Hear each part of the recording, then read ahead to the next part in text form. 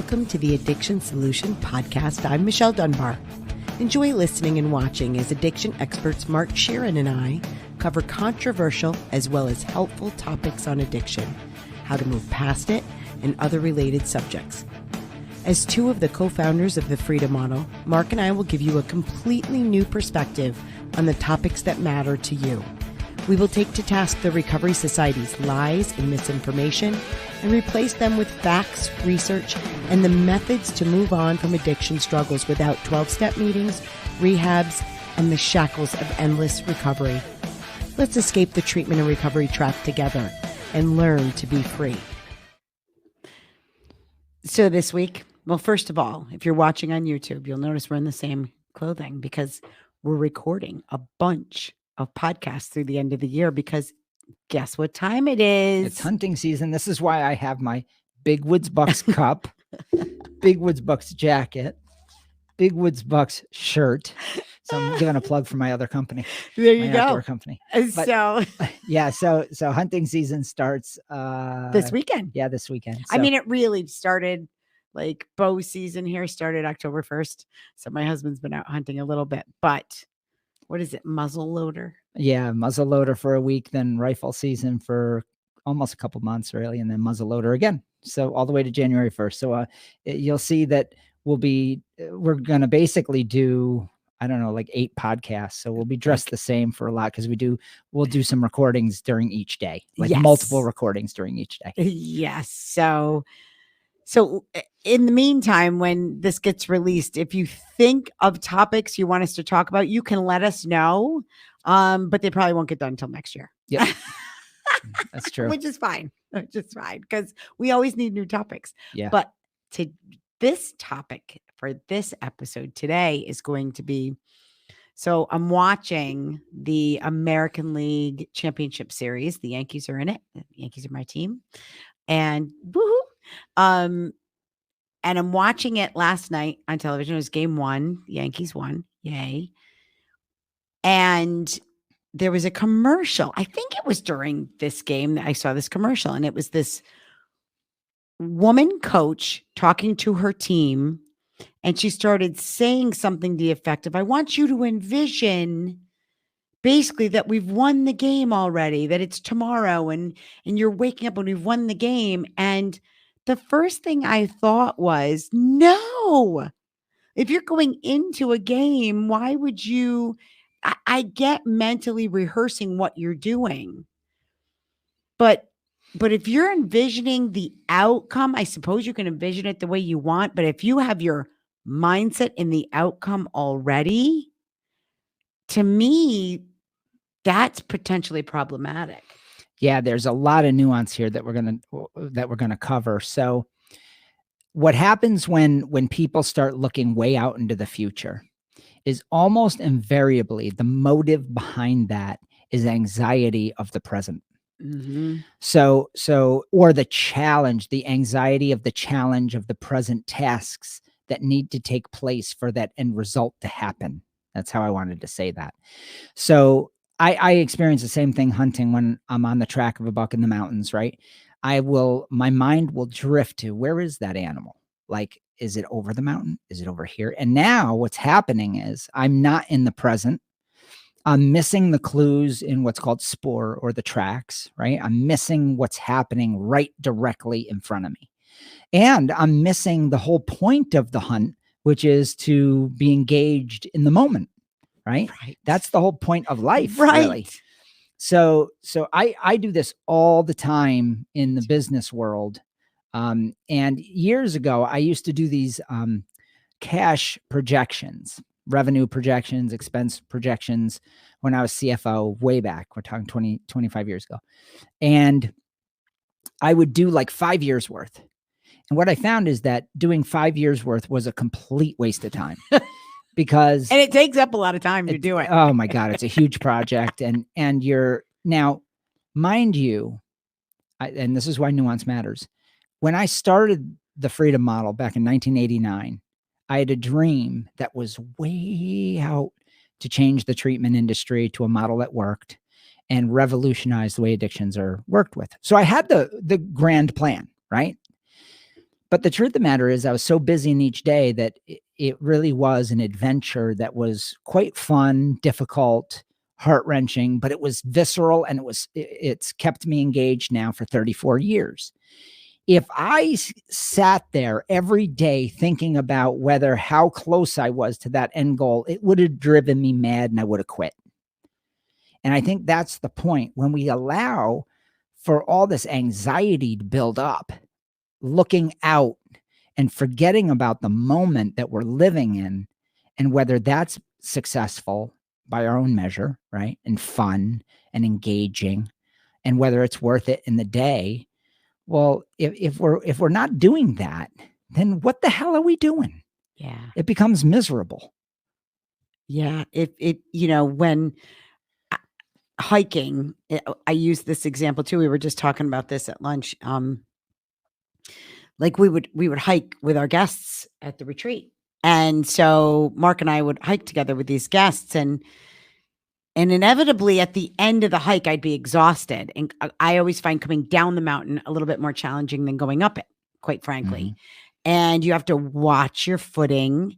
And especially like if there's a lot of leaves on the ground and stuff, it's really easy if you're not paying attention and you're not in the moment to get hurt. Oh yeah. And so the closer we would always get to getting back, like I would already, my mind would be back at the car. It's cold, maybe it's been raining, and so it's wet and it's a little bit slick. And now I like the blush is off the rose. I am done hiking. I want to be back at the car. And Mark would always remind me to be like, he'd remind us all, this is the time you have to pay attention. This is where ankles get broken. People get concussions. People fall down mountains, break arms. Luckily, none of that happened, but I had taken so many wicked diggers through the years in the hunting mountains, because by the time 3 o'clock rolls around, your head is in the car. Yeah, you're exhausted. Yeah. And once your head is in the car, you quite literally don't realize what's happening in your present. And you hit a hole, you trip over a rock, and all of a sudden you're pitching your gun down the mountain and you're falling. And I've had some pretty bad wipeouts and very close to being possibly killed, And so I've done things like taking risks that I never would take, but I'm so focused on getting out. I've gone through the ice and out 5 miles in the bush, like through the ice into the water, lost my gun, had to go swim down, get it, almost died there. A whole number of really bad decisions, but every single one of them was predicated on the idea or the actuality that I was not mentally present. Right. You were in the future. Yes. Which you can't possibly be. I'm going to even pull this into a different realm and talk about, here we are, we're towards the end of October and the holidays are looming, and so many people, and I think this is women probably more than men, make the holiday season miserable because you're already like, I got to make Christmas perfect. I got to make, and it's overwhelming.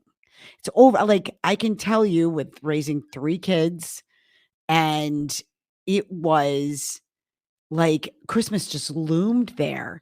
And I would, once Halloween hit, I would dread it. Like, and there was always a part of me that was excited about the holidays, but I wouldn't let myself be excited because I would feel like there's so much to do. Yeah. And it's overwhelming. And instead of, thankfully, as my kids got a little older, I shifted my thinking to this is an exciting time of year and everything gets done. Yeah. Why don't I enjoy it instead of putting myself at Christmas? Like you almost feel like it's Christmas Day. Well, it's kind of the same thing when you're having your first baby. Like I can remember when we had our, when I got pregnant, well, I had said to him, it could take us months to get pregnant. Well, it didn't. That's how I convinced him that it was time to have a baby. Right. And all of a sudden the first month I was already pregnant, and he was instantly overwhelmed, terrified. And even then I had the presence of mind to say, we have 9 months to prepare for this. Yep. But it can be overwhelming. You can let yourself be terrified because you think I have all this stuff to do. Yeah. So I was just thinking of another example. These are really good examples and they're very practical. How many of you have had relationship stumbles or a pending divorce or just a relationship that's on the rocks, right? Where it's tense. And you have a great day at work and you're with your coworkers and you're getting along and the sun is shining. Then as you're driving home, you're already rehearsing in your mind, oh my God, I got to Oh, see this person and it's going to be rough. And then you're having this weird battle. I had it when me and my wife hit rough patches. Thank God this doesn't happen anymore. We're past all this, which is really quite nice. But I also even when things are tense, because anything can be oh, tense in a sure. marriage, I don't allow myself the privilege of making misery out of thin air on my way home from work. Because I'm telling you, if I start extrapolating in my head, what if she's in a bad mood? What if she says this? I've had a really rough day, or maybe a great day. And depending on where you are in your relationship, now you start to build tension that hasn't even happened yet. Right. And guess what happens? She says one little thing, or he says one little thing, and you fulfill it in your mind. See, I was right. She's being a bitch, Yeah, and yeah. so you can take a perfectly great scenario where maybe if you were in that good mood and you brought that good mood home and you really were like, and she or he had a bad day and you had the energy to give, maybe that whole situation could have been really awesome where you pulled Yeah. them out of a doldrum, or maybe they had a good day. The point is, you don't know. But in this scenario, you're creating conflict. You're creating failure. You're creating a divorce. That's what you're creating. Your little half of the divorce, you're creating it. So the question becomes, how do I want to think about my days alive as a human being? Do I want to extrapolate into the future all these negative positions, or do I want to say, maybe I'll think positive about everything? Maybe I'll try to see the best in this person and see what happens. There's a great book, and I can't for the life of me remember. It was by C.S. Lewis, and he talks about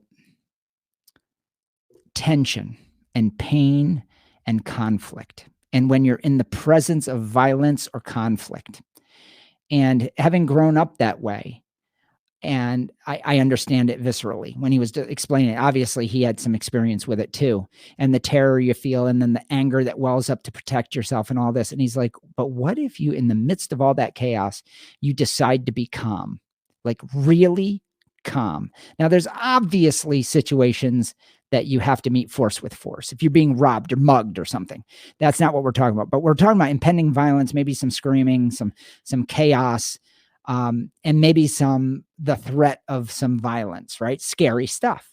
And he talks about just retreating into yourself and finding that peaceful place. And he goes, watch what happens. Now, I've had the experience with this a number of times in my life, and you do watch violence dissolve. It goes down. Now, there's obviously abusive people. That's not what I'm talking about here. I'm talking about situations that are just kind of chaotic. So anyway, you can amplify misery so easily with your own head if you're not just living in the moment. Yeah. Yeah. So I want to kind of, well, when you were just saying that, what brought to mind is like chaos. We had family pictures and a week ago, and we Yeah. had like Mark's family was there, and all kids and cousins, and it was totally chaotic, but a blast. It was awesome. It was awesome, but every once in a while you have to like retreat. Oh, well, I do Oh, have I to do. retreat for a minute to just Yeah. get it. Yeah, Yeah. like I I'm went out on enjoying the the moment. I I went went out out on on the porch. yeah. I went out on the porch and was in the swing like a Swing on crazy the person. porch. No, it was awesome. It It really was was. so great watching the kids run around like crazy. Oh, it was great. But bringing it back to the reason I started thinking about this is when you're doing something big, like, or and maybe not big, like Christmas is not big, It can be. feeling overwhelmed. I can remember my son, the boys shared a room, that my two younger boys shared a room for a long time, and it was this huge bedroom. It was in a huge, like, half of a upper floor of a cape, and that room would get so full of just clutter and crap and toys, and I would be like, "We're gonna clean your room," and he would lose his mind. Like, my younger one could care less. He'd be like, "Okay, whatever." But but my middle son would be like, "No, it would be like the worst thing you could ever do," because I realized he's like me. He would get overwhelmed. He would get so overwhelmed that he would literally lose his mind. He would have Yeah. a panic attack. He would be crying and carrying on. I'm like, "What is wrong with you?" And I was like that. Like, I for it took me a while to figure out it was because he was looking around at everything and thinking, "I can't possibly do this." Oh, yeah. So that is how our conversation started at lunch. That's right. Yeah, "I can't possibly do this." I want it all to be done. And I do think for I don't know, because, our childhoods were a little bit similar, but my son didn't his childhood wasn't like that, but maybe there are some people, I think, that our minds are so active, Mhm. and that we get overwhelmed by details, Mhm. and that it seemed like too much. So I would, and this helped me tremendously, because that's how I learned how to do this stuff. Was I'm like, "Well, let's just go to this one corner. Right. Clear 10 by 10 spot. Yeah, let's do Yeah. this one little spot, and then let's do this little spot, Mhm. and it'll all get done." And but yeah, you were saying at lunchtime that you see a big picture.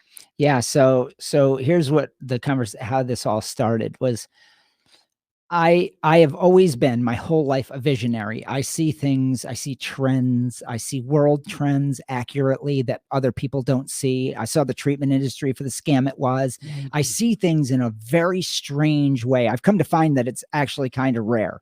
So I see these things the way they exist, and I it's really wild the way my mind works. Well, in my business, the freedom model, in order for there to be a global freedom model presence, a movement that I see, it's already done in my mind, right? I already know that this is going to happen.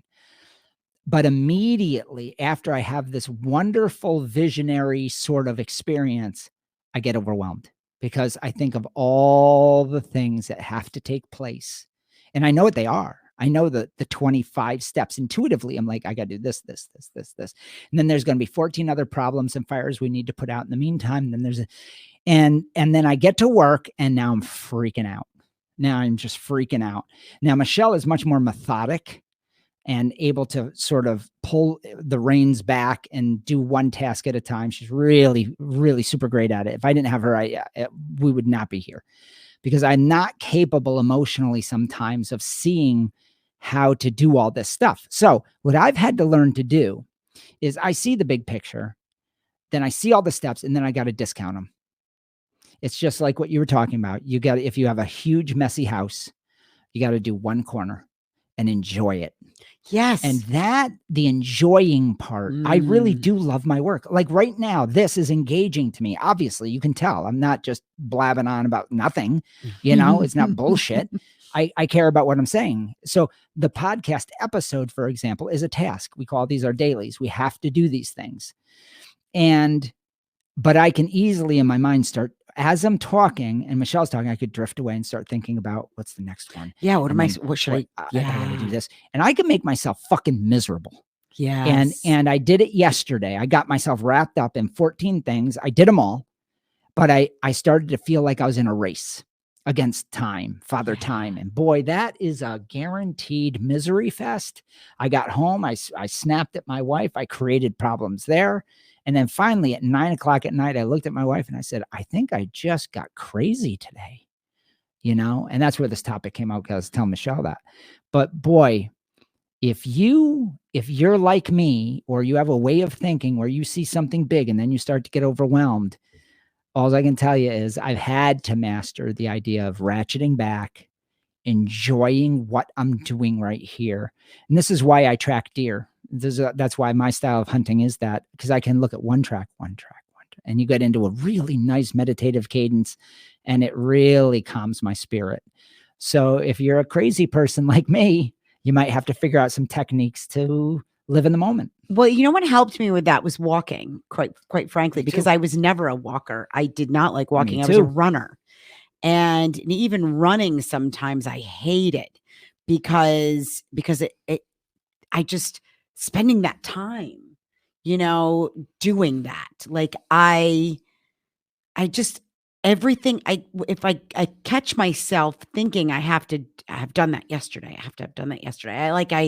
I always kept feeling like I was behind. And it's just such a strange way to think that when I started walking, which was now, well, I haven't been able to run for like 20 years. So because I injured my hip and then I just couldn't run anymore. But so when I started walking, I was miserable at it for a while, where I would go out and I'm like, "Ugh, I just got to spend a half an hour doing this." Yeah. You know what I mean? Mhm. And then I thought, well, if I'm going to be doing it, let me figure out a way to enjoy it. And so, then I would listen to my music, which I do like doing, and you look around and start to see things. And when you open your eyes and you challenge yourself to enjoy the moment that you're in, it's not as hard as you might think. Well, that's everything. That is everything. So life is just a moment, a series of moments tied together Yeah. through space and time. And if you're like me and you're a visionary and you're goal oriented and you're crazy, a little bit crazy, you can miss your whole life. So, stop and smell the flowers is a truism, because when I honestly feel like I'm at the best time of my life right now. My kids are older. I have grandkids, Mhm. and everything that I do, I feel like I can be successful by going slower. This is a Yes. weird thing. Great thing to say. It's a weird, weird thing. When you're young, everything feels like a competitive race against time. And then when you get older, it gets even worse if you're not careful. But your Mhm. physicality is less. So you're not able to race that way.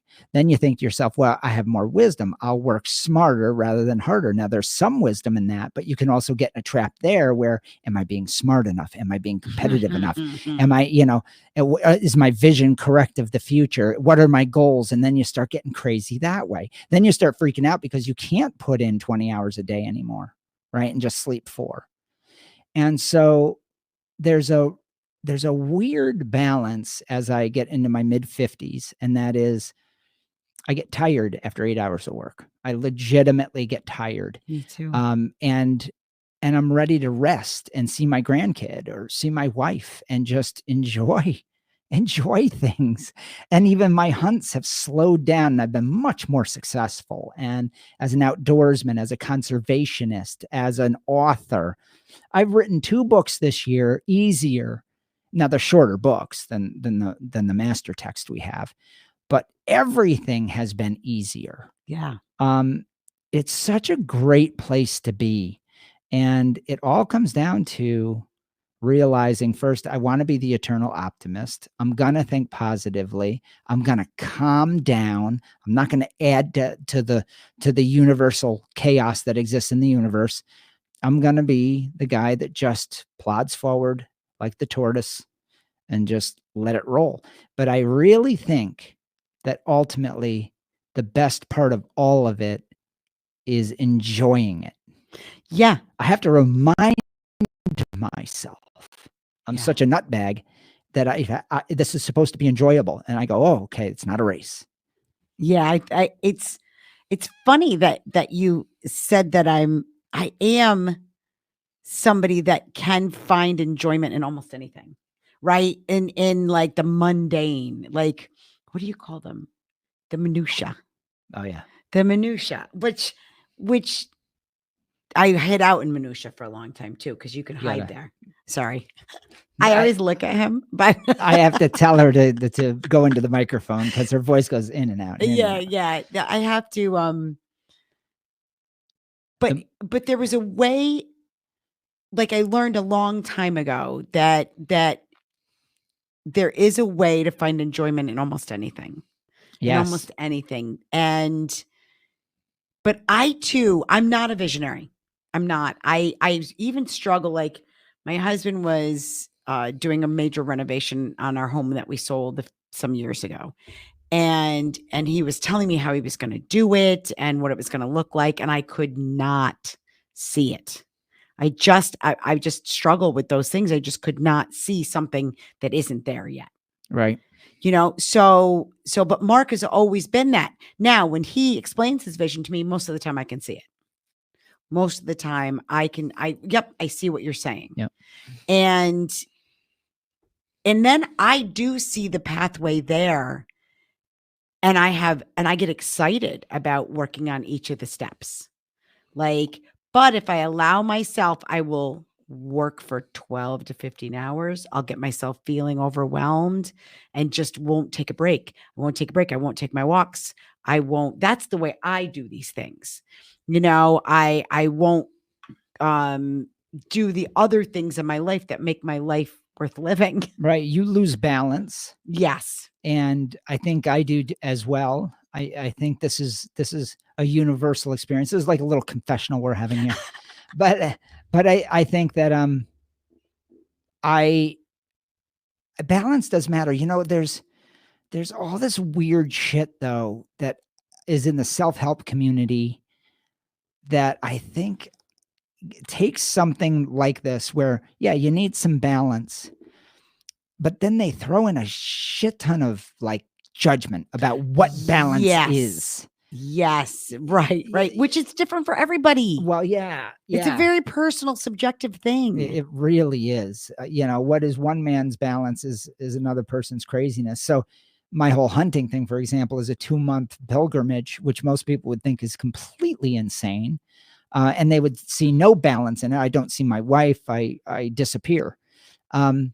But that's my version of balance. And actually, it gives my wife some time away from me, which is good for us. And we have a great marriage because of these things, because we've figured out what we need as individuals. Well, that's a great point, because there are days when I do work a 12-hour day still, and I don't do my walk. But I consciously make that decision on purpose. Like if I'm on a roll, I mean, we wrote these books this past year, and so there was a period of days when I would be in the editing mode. And if I get on a roll editing, I can sit and do it for 10 hours. Yeah, it's unbelievable. I can't do that. And now I may get less effective, but I can tell when I'm getting less effective. Yep. And I'll cut it off and go do something else. But the key about that is figuring that out without judgment. Well, and so when we coach somebody, it's so cool, because what you said there, without judgment, is the key. So if you notice in our workshop, the Solution to Addiction workshops, whether for PMO or substance use, one of the things we do is we're not prescriptive. So we're not saying you should do this. There are no shoulds, have tos. Everything is about what's best for you. Yeah, you have to figure that out. You have to determine these things. We just ask the hard questions. We ask you to challenge your beliefs and look at things differently. And when you start to do that, then you start to figure out how to problem solve on your own. So there's no judgment. There's no prescribing what is best or what is your balance in life. And are you a workaholic? Are you, do you all the holics? Yeah, all of that stuff.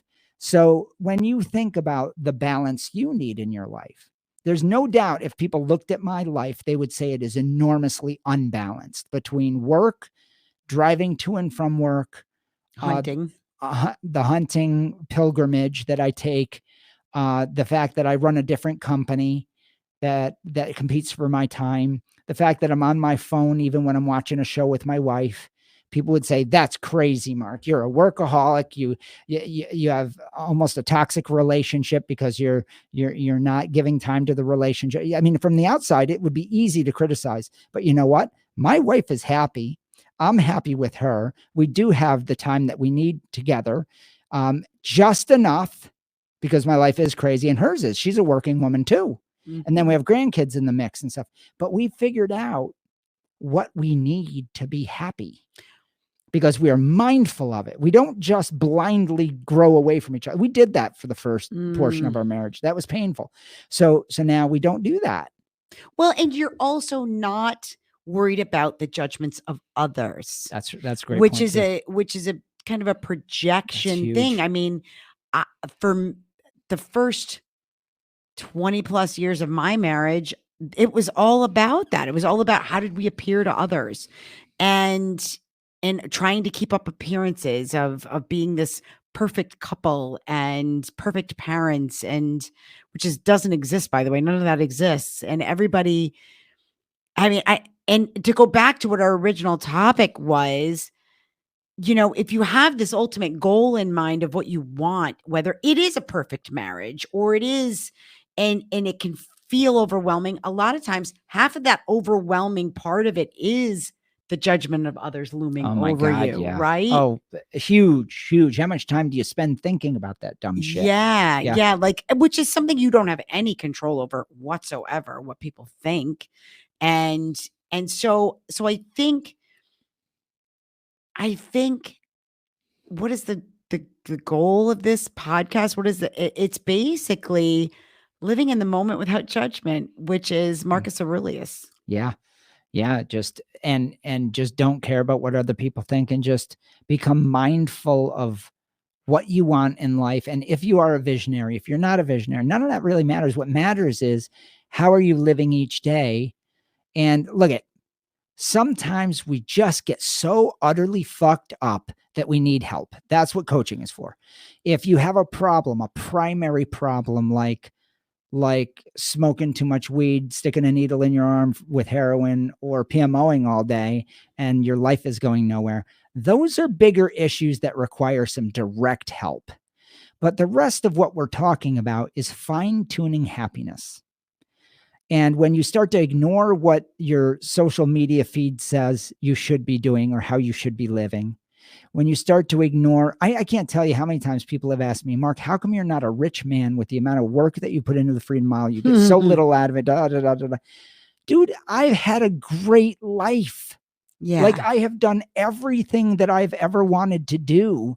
Yeah, I'm not rich. I don't have a ton of assets, but I don't give a shit. If I died today, I gave a lot more than I took. Yeah. And people will say, that guy was good. Mm-hmm. And that's all I care about. For me, and so I know that I've done well. But I'll tell you, it's easy to look at social media and feel less than. Like, I should be doing more posts. The Freedom Model should be everywhere today. Well, no, it is what it is.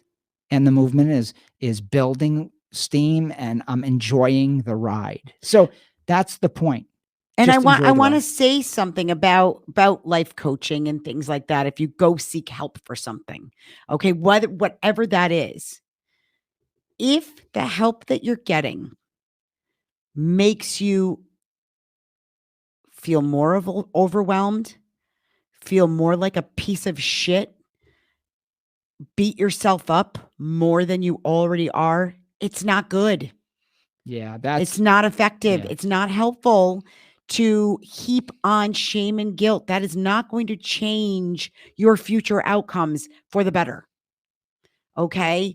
So I'm just giving you a word of warning there that there are things that can be helpful, but beating yourself up, piling on things that make you feel more overwhelmed, that's not helpful. It's not helpful. There's the old adage, better is better. Yeah. Right. So that's such a simple gauge of life is, you're going to have the things land in your lap that life hands you that you have no control over. Right. But if you can handle them better today than you did 10 years ago, then you're winning. Yeah. And how many wins are you having? And they might be small. I don't give a shit if they're tiny. I don't care if you're a totally overwhelmed person living in squalor right now. You know what?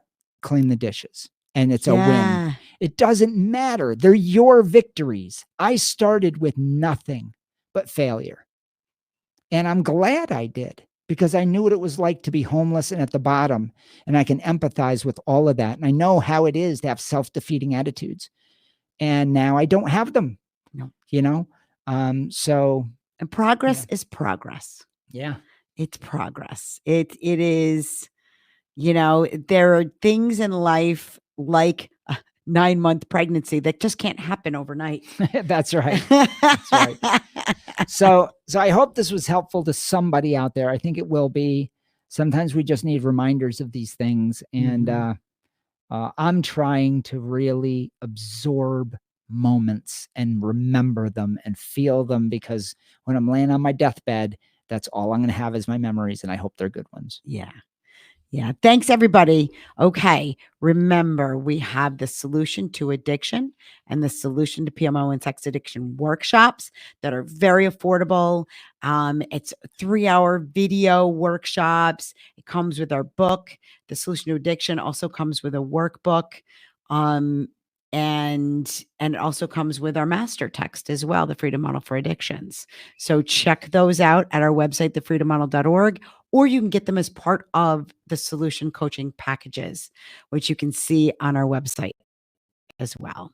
All right. Go to thefreedommodel.org. Yes. And wherever you listen, if you like our podcast, give it a 5-star rating, share it with your friends, and we'll see you next week. All right, everybody. Take care.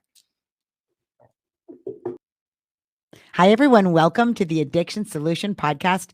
I'm Michelle Dunbar. And I'm Mark Sheeran, and we are the co-authors of The Freedom Model for Addictions, Escape the Treatment and Recovery Trap, with our colleague, Stephen Slate. We want to tell you quick about our solution to addiction coaching packages. They've become very popular. We've had really great success with them. They include the solution to addiction workshops, and we have one for substance use specifically, and then we have one for behavioral issues, specifically PMO and sex addiction. And they also include 3 90-minute coaching sessions with either Mark or myself. And 3 months of the online program, and all of our books. The Solution to PMO and Sex Addiction book is now available with our Solution to PMO and Sex Addiction workshop only. And look, at the coaching package is a tremendous value. And if you want to learn more about it, you can go to thefreedommodel.org. And at the top of the page, you can choose whichever one you're looking for. That's right. It's the most effective solution to any addiction in the world. It is.